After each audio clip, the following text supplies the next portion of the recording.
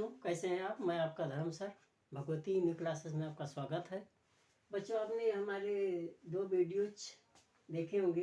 Class 9th mathematics chapter first प्रश्न जो है हमारी संख्या पद्धति, जिसमें हमने शुरू में आपको एग्जाम्पल संख्याओं के बारे में उनका परिचय करवाया, एग्जाम्पल को बताया और एक्सरसाइज 1.1 के क्वेश्चन को हमने सॉल्व करके बताया।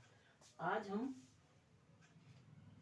और इससे पहले वाले एग्जाम्पल में हमने संख्या रेखा पर रूट की संख्याओं का निरूपण हमने बताया था। आज हम यहाँ पर प्रश्नावली 1.2 या प्रश्नावली एक्सरसाइज 1.2 को हम करेंगे। इसमें पहला क्वेश्चन है जिसमें से आपको रीजन पूछा गया है और उसका आंसर देना है। इसमें क्वेश्चन ये है, किताब आपके पास है, क्वेश्चन मैं नहीं खाली पढ़ रहा हूँ, लिखा आपके पास है। नीचे दिए गए कथन सत्य हैं या असत्य, कारण के साथ बताइए। प्रत्येक अपरिमेय संख्या एक वास्तविक संख्या होती है।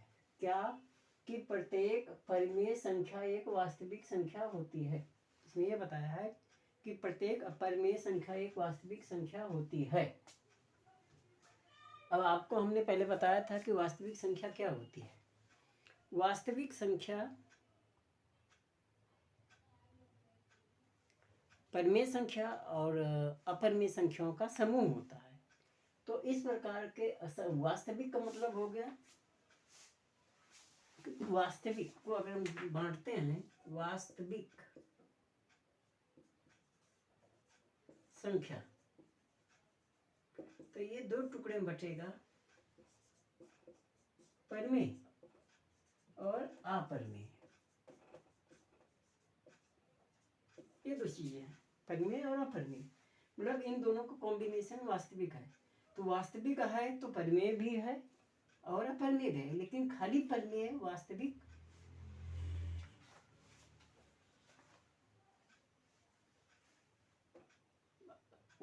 है तो ये दोनों, मतलब दोनों इसका कॉम्बिनेशन है। परिमेय भी उसमें हो सकता है और अपरिमेय। तो हम कह सकते हैं कि अपरिमेय संख्या तो वास्तविक होती है। और क्वेश्चन क्या दिया है कि प्रत्येक अपरिमेय संख्या एक वास्तविक संख्या है। जितने भी अपरिमेय संख्या है वास्तविक संख्या है। हाँ, क्योंकि अपरिमेय संख्या वास्तविक संख्या ये दोनों का समूह होता है। और जैसे ये हमारा है 1 है, 2 है, 3 है, √2 है, √3 है। तो देखिए यहाँ पर एक परिमेय संख्या 1/1, 2/1, 3/1 और ये √2। तो √2 जो है अपरिमेय है और अपरिमेय संख्या वास्तविक होती है, लेकिन वास्तविक खाली अपरिमेय नहीं हो सकती। वास्तविक दोनों को मिला के बनते हैं, कुछ भी हो सकता है। वास्तविक मतलब परिमेय भी हो सकता है, वास्तविक अपरिमेय होता है, इसीलिए अपरिमेय संख्या वास्तविक होती है। तो सत्य है क्योंकि वास्तविक संख्याएं दोनों का समूह होती हैं। इस प्रकार जो है वास्तविक संख्या यहाँ पर अपरिमेय संख्या एक वास्तविक संख्या है। दूसरा क्वेश्चन है कि क्या अगर किसी संख्या रेखा का प्रत्येक बिंदु √m के रूप में होता है। कोई रेखा खींची जाए, आपने इससे पहले एक्सरसाइज में हमने √2 का √3 का किया था, तो ये संख्याओं पे ही इसका बिंदु आ रहा था। तो इस प्रकार से अगर कोई भी संख्या जो √m के रूप में आए तो m एक प्राकृतिक संख्या है। अगर m को हम 1 मानते हैं तो इसका वर्गमूल 1 आएगा। 1 को रेखा पे दिखा सकते हैं। 2 मानते हैं तो 2 को हमने इससे पहले वाले एग्जाम्पल में बताया था कि √2 का मान जो होता है, √2 का मान होता है 1.44 और इसको हम दशमलव वाली संख्याओं को उस पर हमने √2 का जो संख्या रेखा का निरूपण था उसमें हमने आपको ड्रा करके बताया था। तो इस तरह से 2, 3 कोई भी होगा, 4 होगा तो 2 वर्गमूल आएगा, वो भी संख्या पे निरूपित हो जाती है। लेकिन ये तभी होगा जब ये प्राकृतिक संख्या होगी। तो तीसरे क्वेश्चन में था कि प्रत्येक वास्तविक संख्या एक अपरिमेय संख्या है। जितनी भी वास्तविक संख्याएं हैं वो अपरिमेय होती नहीं। वास्तविक संख्याएं अपरिमेय के अलावा परिमेय भी हो सकती है। इसलिए सभी वास्तविक संख्या परिमेय मतलब अपरिमेय नहीं हो सकती, क्योंकि वास्तविक संख्या सम भी हो सकती है। तो असत्य, क्योंकि वास्तविक संख्या दोनों का समूह होता है। नहीं, सभी धनात्मक संख्याओं का वर्गमूल। ऐसे ही तो अगला क्वेश्चन है, क्योंकि वास्तविक संख्या परिमेय तथा परिमेय दोनों हो सकता है, इसीलिए जो है प्रत्येक वास्तविक संख्या खाली अपरिमेय नहीं होगी। अगला क्वेश्चन नंबर 2 है, क्या सभी धनात्मक पूर्णांकों का वर्गमूल अपरिमेय होता है? नहीं, सभी धनात्मक संख्याओं का वर्गमूल अपरिमेय नहीं होते, क्योंकि ये एक हमारी धनात्मक संख्या है और एक का जब हम वर्गमूल निकालते हैं तो एक आता है, और एक जो है हमारी परिमेय संख्या है, ना कि अपरिमेय, क्योंकि हम उसको बटे में लिख सकते हैं। सॉरी, यहाँ पे एक आएगा, 1/1। इसी प्रकार 4 को लेंगे तो ये 2 आएगा वर्गमूल, और 2 को 2/1 लिखेंगे, ये भी हमारी परिमेय संख्या है। तो इस तरह हम कह सकते हैं कि सभी धनात्मक संख्याओं का वर्गमूल अपरिमेय नहीं हो सकता, परिमेय भी हो सकता है। अब 2 लेंगे तो 2 क्या आएगा, √2, जिसको हम बटे में नहीं लिख सकते, p/3 फॉर्म में नहीं व्यक्त कर सकते, इसीलिए वो अपरिमेय हो जाएगा। 3 भी अपरिमेय होगा, लेकिन 4 जो है परिमेय हो जाएगा। ये आपका क्वेश्चन था और इसमें यही सिद्ध करना था। इसका लास्ट क्वेश्चन जो है, दिखाई संख्या रेखा पर √5 को दिखाइए, और हम इसको मिटाते हैं।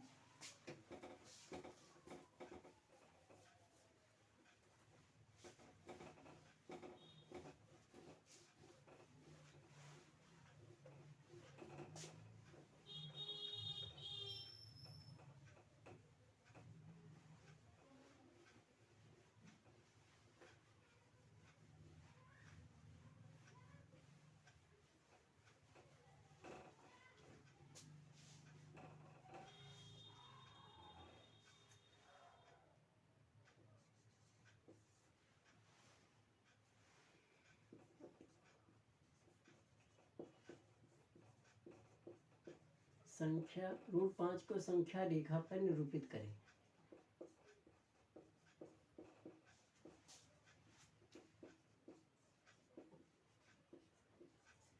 इससे पहले एग्जाम्पल में हमने √2 और √3 को बताया था, यहाँ √5 है। आप इसको 2 तरीके से ले सकते हैं। एक तो एक इकाई मान के, वहाँ पे क्वेश्चन ये लंबा हो जाएगा। यह है, अगर ये 0 है, ये 1 है, ये 2 है, ये 3 है, इस तरह से आएगा। 4 हो गया, ये 0 है, ये 1 इकाई ये हो गई। तो जितना ये लेंगे उतना ही यहाँ पे लेंगे, ये मिलाएंगे। अगर ये ए है तो ये बी है, ये राइट हो गया, और ये सी हो जाएगा। फिर हम दोबारा यहाँ पर 90 का एंगल बनाएंगे, फिर इसे मिलाएंगे, ये आपका डी आएगा। फिर यहाँ पर हम 90 का एंगल बनाएंगे, फिर इसे मिलाएंगे, ये ई आ जाएगा। आप यहाँ देख रहे हैं ये सारी 1 होगी, ये भी 1 होगा, ये भी 1 इकाई होगा, और ये आएगा √2, ये आएगा √3, ये आएगा √4, जिसकी वैल्यू होती है 2। फिर यहाँ से हम यहाँ पर 90 का एंगल बनाएंगे, और इसको जब मिलाएंगे ऐसे, तो ये आएगा F, ये भी 1 इकाई होगी, और ये होगा √5। तो आपको 1 2 3 4 5 इस तरह से आप ले सकते हैं। ये हो गया 1, ये हो गया 2, ये हो गया 3, ये हो गया 4। तो जब हम इसका ड्रा करेंगे √5 का, तो ये ऐसे ऐसे ऐसे जाकर ऐसे यहाँ पे कहीं कहीं काटेगा, और जो ये पॉइंट होगा ये होगा √5। या हम क्या कर सकते हैं, एक ही बार में अगर करना है, पहला और ये दूसरा मेथड।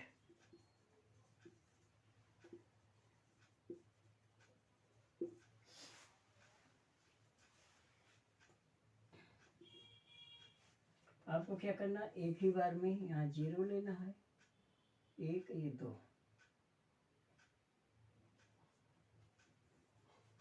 एक इकाई है, एक इकाई है, तो ये हो गई 2 इकाई। ये हो जाएगा B। यहाँ पर आपको 1 इकाई लेना है, यहाँ से इसे मिला देना है, ये 0 वैल्यू है, और ये A हो गया, यहाँ 90 का एंगल है, और ये C होगा, इसकी 1 इकाई होगी, और ये 2 इकाई होगी। पाइथागोरस लगाएंगे तो ये √5 आ जाएगा। और जब इसको हम ड्रा करेंगे, इसको त्रिज्या लेके, इसका इस नाप से अगर हम इसको खींचेंगे तो ऐसे आएगा, 1 है,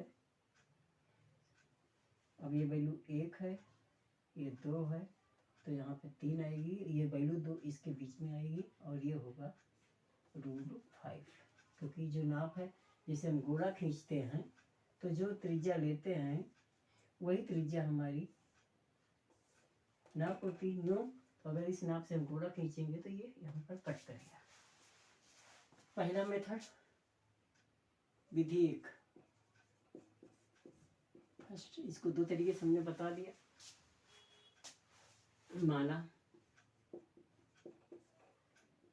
ओ ए बी बराबर बी सी बराबर 1 समकोण या त्रिभुज ए बी सी में कोण बी बराबर 90 डिग्री पाइथागोरस द्वारा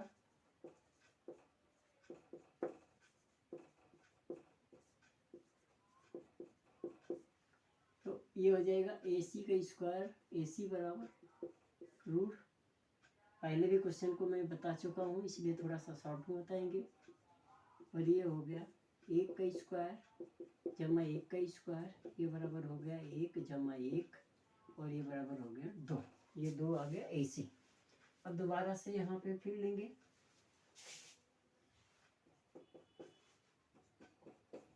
पुनः त्रिभुज ए बी सी, त्रिभुज ए सी डी, ए सी डी, डी में ए सी बराबर √2 और सी डी बराबर 1।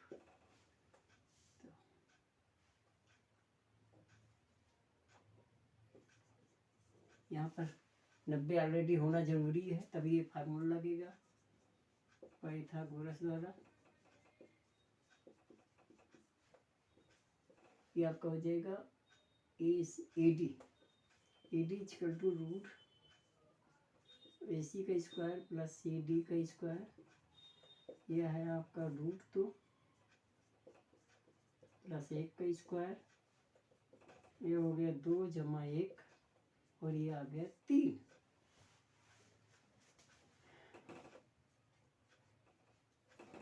अब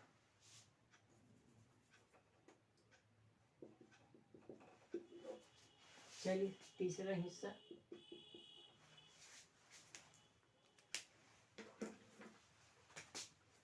त्रिभुज ADE में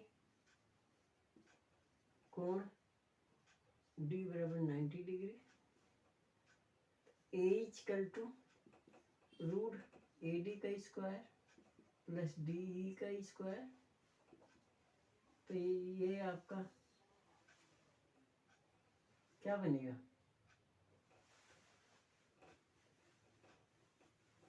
ये फर्स्ट है,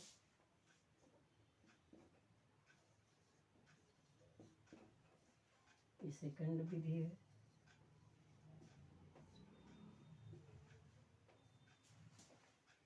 यहाँ आपका है √3 का स्क्वायर प्लस 1 का स्क्वायर, यह हो गया √3 स्क्वायर से रूट कट जाएगा, 3 जमा 1 कितना हो गया 4 और इसका वर्गमूल आ गया 2, ये आपका 2 आ जाएगा।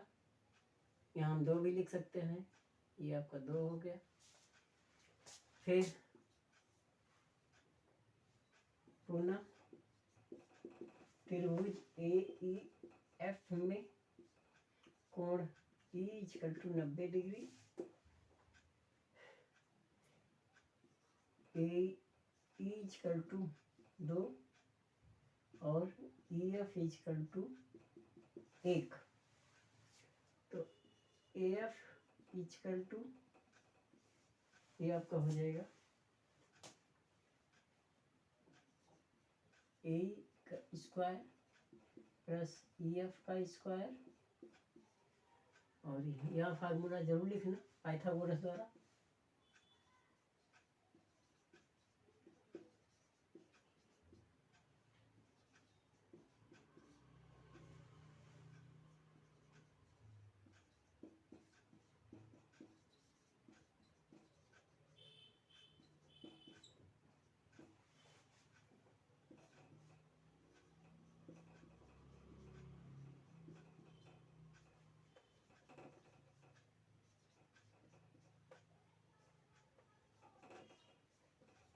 5।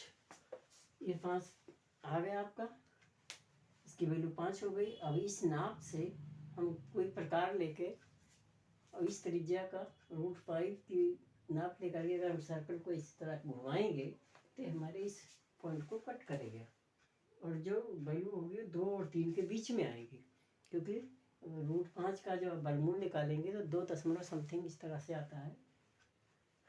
तो यहाँ पर आप देख सकते हैं, यहाँ पर अगर एक एक करके इकाई निकालेंगे तो 4 स्टेप आएगा, लेकिन अगर इसको हम एक ही बार में निकालना चाहें तो अब इसका सॉल्यूशन है, ये इसका फिगर है।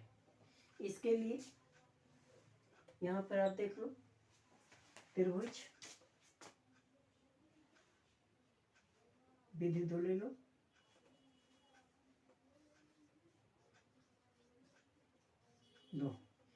त्रिभुज ABC में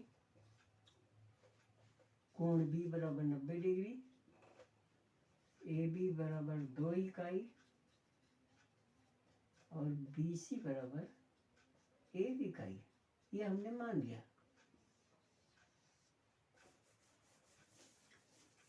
तो पाइथागोरस द्वारा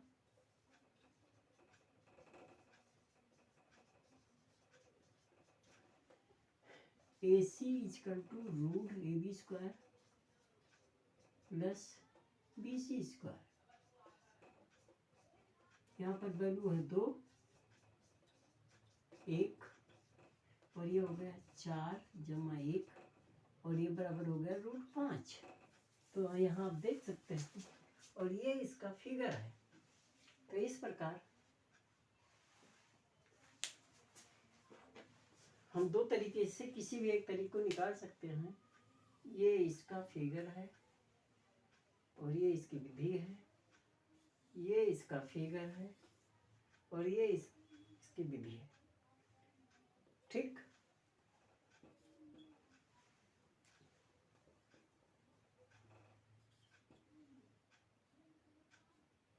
तो आप समझ गए होंगे। हमारी एक्सरसाइज 1.2 कंप्लीट हो गई। इसमें जो क्वेश्चन था हमने करवा दिया। आशा करता हूँ आपको ये क्वेश्चन भी समझ में आ गया होगा। तो आप ज़्यादा से ज़्यादा इस क्वेश्चनों को प्रैक्टिस करें और ज़्यादा से ज़्यादा लोगों को बताएं, शेयर करें, लाइक करें और सब्सक्राइब करना मत भूलें तथा बेल आइकन को दबाना मत भूलें। आपका हमारा चैनल देखने के लिए बहुत बहुत धन्यवाद। और आप इसको करने से पहले हमारे इससे पहले वाले वीडियोज़ को ज़रूर देखें, जिससे क्वेश्चन बहुत आसानी से समझ में आ जाएगा।